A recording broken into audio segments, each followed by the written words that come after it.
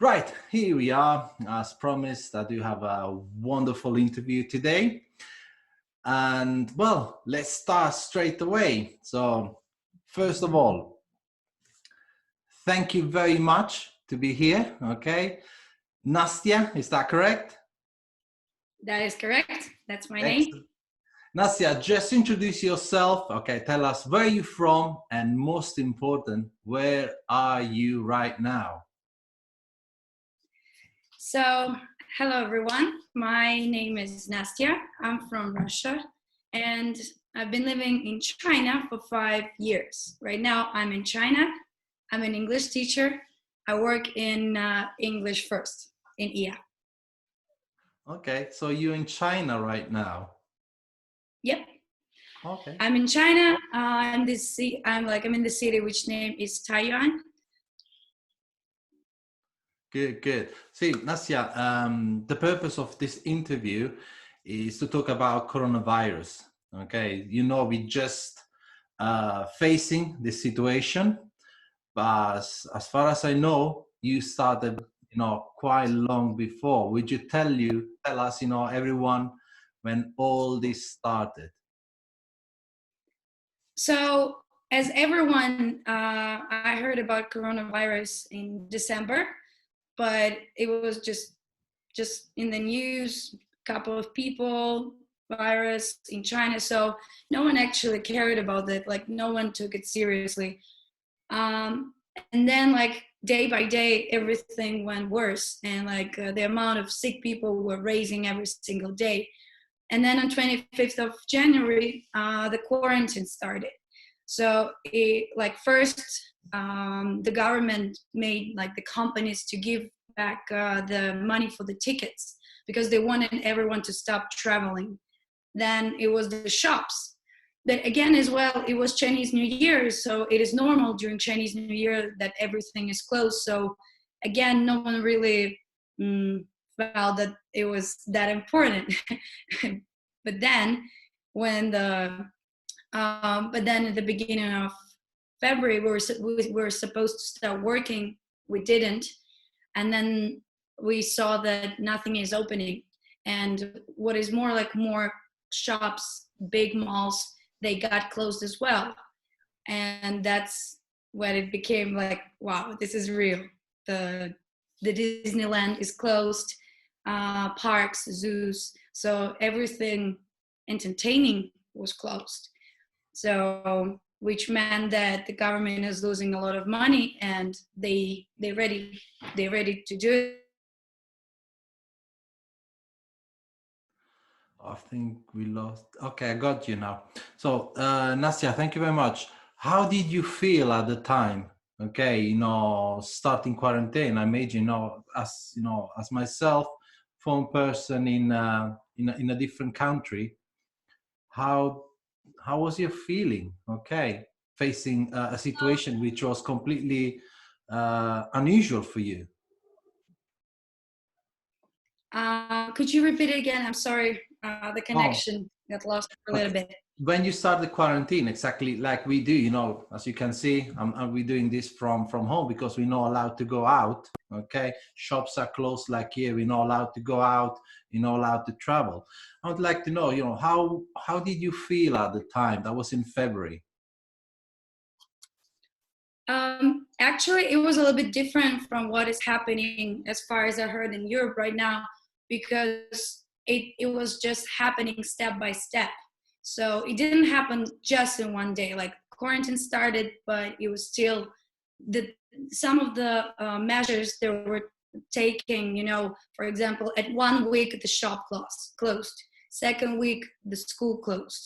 Third week something else happened. So it was like in some period of time, which which was, I think, even harder because it felt like you never knew what to expect. So it was really hard. Like we thought it's gonna finish in 12 days or 14 days. It's been 59 days right now, I think. 59 days. Wow. Okay. So Or 59 50. days in, 50 days, nearly 2 months in a quarantine. So can you tell me, how did you spend your time? So how was your day like during those times? So I gotta tell that first, I think first 2 3 weeks, I think 2 weeks, they were great because it felt like, wow, you can sleep a lot, you don't have to work. And it was just some chill time. But then it went harder because there wasn't too much to do at home and you couldn't see people. Then the communities got close, so you wouldn't be able just to go and walk outside. And then it was a lot of staying at home by yourself, just watching something, reading books. But all of these things, you get tired of them. Like usually we say we don't have enough time to do something, but during the quarantine we had that time, but it was too much. Oh, So that's what we did. But I got lucky because my friends, they left me a dog, and I think he became something that took me out of my depression during the quarantine when I felt just just depressed. It was lonely. It was difficult. Most of my friends got nervous because no one knew, like when the school, like when will the school start opening again? When we would have job, money? What is happening? Will we be kicked out of China? So I think the problem was that no one knew what to expect. Yeah, which really, really made us feel bad and like down every single day.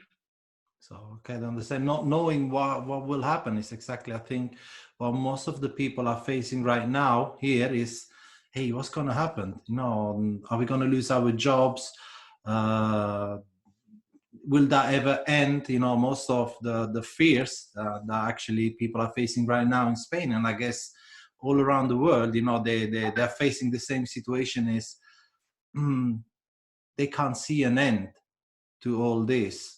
Okay, and I think that's horrible. And I think something you have to go through as well. You just at home, you said, and also, as I do understand, you're in a foreign country and you have your parents on the other side of the country worried about the situation.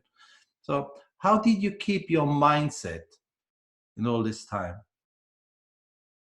So, as I said, like the first 2 weeks, I was just enjoying being like without work. It felt great.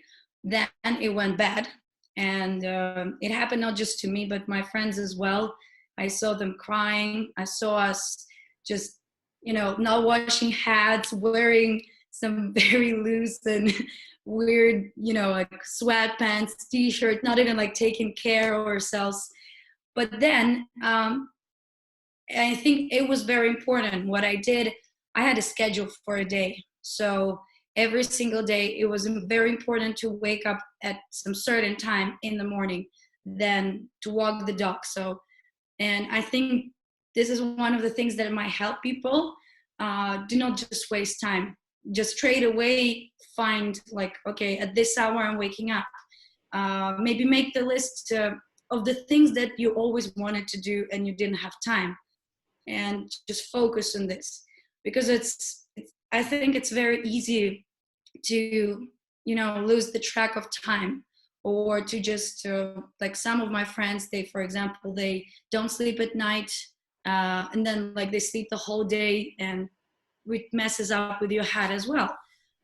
So if you can exercise, definitely do that, like every day, because 2 weeks is not bad, but we did it for 59 days. And if it goes like longer and longer, it might get difficult. Okay, right. So scheduling, building an agenda, getting organized, I guess, is something, which is important. And also, as you said, um, taking care of yourself, okay, daily, don't just let you go. Okay, as I said, try to keep yourself tidy, nice, clean, get the house organized, get your agenda, your time, your block time, um, create new uh, habits or try to set goals, okay, or something you ever done before is something which can help you to go through this situation. Is that correct? That is correct. Yeah, 100%. And if you start now and the quarantine ends in 14 days, you know, like it wouldn't harm anyone to do those things. They are great. But it is important. What if the quarantine goes for 30 days, 60 days, 90 days? In China, it's getting better right now, but we're still in quarantine. There's still so many things that we are not allowed to do. Or there is a curfew, you know, like in the community where it's still there. So start now and don't waste time. That would be my very important suggestion to everyone. Good. Unfortunately, the connection is not that good, so I'm sorry if if we can't see good, but I can hear you properly, Nastya. But I have good news, as far as I know. Is that correct? You know, you went into quarantine by end of January, slowly, as you said, and but now that today is the 25th of March, tell me, how is the situation right now in China? So in our province, actually, there hasn't been any people with the virus for like almost 3 weeks. And as far as I read today there was the first one. I think it's a foreigner who came from England, but like I cannot say if it's 100% true. But a week ago, the restaurants start opening, which was amazing because everyone just got tired of cooking, you know, like cooking for 2 months every single day, then washing the dishes. It's becoming so tiring not to be able to eat somewhere out. So like it was the first thing that made us all smile, me and my friends. We just saw the restaurants open and it was like, oh my God, finally, you just buy food, you don't cook it, you don't have to wash the dishes after. I think this is pretty important for us right now. The places are opening. The only facilities that I don't think will be open soon, and no one knows when, it's like schools, training schools for English, training English schools, and kindergartens. So, right, but you're allowed basically to go outside already. Is that correct? yeah, that is correct. There is still a curfew. You have to be back like by 12 o'clock at night. And before you enter anywhere, first you have to wear a mask. Like you won't be able to like enter the market or pharmacy or any place without a mask. And second thing that I can think about right now is they disinfect everything, with some antiseptic, I guess. Yeah, so you can smell it everywhere. Smells clean. Absolutely. So, but how, okay, going outside after how long? A month and a half? You were not allowed to go outside and see all those people at restaurants, bars, or shops. How does that make you feel? And how was the feeling outside? The whole population. It's great. I mean, when we first started seeing children on the streets, because definitely the kids first were held in the houses like very strictly. And when I saw children, it was like, okay, it's getting better because now you can see them playing. Now people are allowed to walk the dogs because before that, it wasn't possible because they said that the virus could be brought by animals. So we couldn't walk the dogs and it was horrible. And now you see everyone is back, and it just generally feels so positive that everyone has such a positive energy. No one is angry at each other. It's like everyone's just happy to be together and like to fight this thing. And it feels like we all kind of like done it by sitting home, by washing hands. It feels like we did it. Nastya, I got a question. So, what did you learn, from this experience? It's a very good question. You know, I personally learned that you need always to have money, you know, in your bank account for like mm, any black day that might come. Because even right now, we still don't know when we're gonna get our jobs back. I got lucky. I have online classes, which is great, but a lot of my friends, apart from not having jobs, they don't know when they would be able to get, you know, to their work back, and having loans from the banks, like they have to pay for something. Yeah, so I think this is important. And second thing is to be positive and support each other. I think this is important. um, and I also would love to say that call your friends every day, call your moms. Yeah, just support single Okay, little thing. Yeah. beautiful, beautiful. So when we're talking about supporting, okay, how how was the population at the time? Were they supporting each other? So could you see people helping each other in a certain way during this time?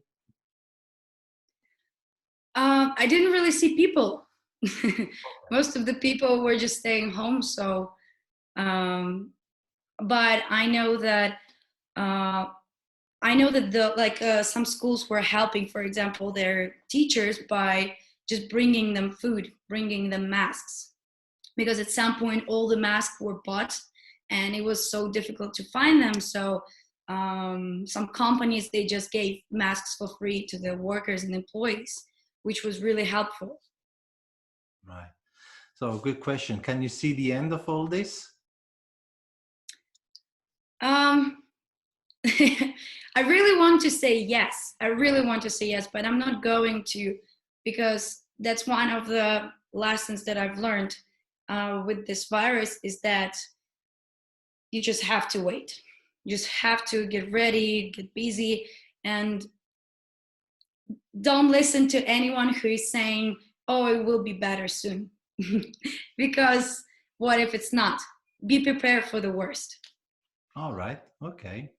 As you said, you can see restaurants opening again, children playing on the street. That gives you a little bit of hope, no? Isn't it? It does. It does. And that's what it's great.